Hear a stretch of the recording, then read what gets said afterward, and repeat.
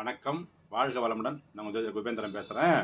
இதுவும் ஒரு நல்ல பதிவு தான். அதாவது உங்கள் ஜாதகத்தில் எப்படிப்பட்ட தோஷமும் நீக்கிறதுக்கு ஒரு முறை ஒன்று இருக்குதுங்க. அதாவது உங்கள் பிறந்த கிழமை, யார் எந்த கிழமை பிறந்தாலும் சரி தான், உங்களுடைய பிறந்த கிழமையில் வர ராகு காலத்தில் சிவன் கோயிலுக்கு போயிட்டு நாகலிங்க பூ இருக்குது இல்லையா, அந்த நாகலிங்க பூவை கொண்டு போயிட்டு சிவனுக்கு கொடுத்து அர்ச்சனை பண்ணிவிட்டு ஒரு 5 நெய் தீபம் போட்டு வணங்கிட்டு வந்தீங்கன்னா கண்டிப்பாக உங்களுக்கு அந்த தோஷம்லாம் நிவர்த்தி ஆகி ஜாதகம் நல்ல யோகமாக மாறுன்றது ஐதீகம்.